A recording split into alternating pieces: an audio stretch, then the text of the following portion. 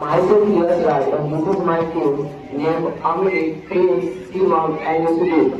We are here to explain our project that about pollution.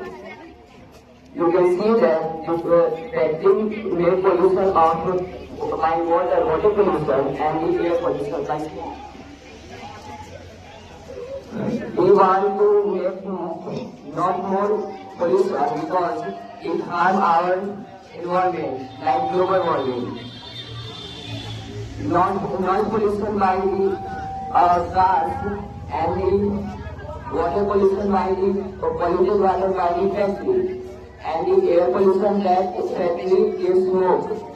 You can here see that we make the green area where no pollution are.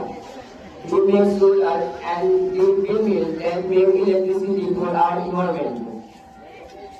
The pollution is not useless for our earth that makes global warming and harm our society. Thank you very much. Still I have some question.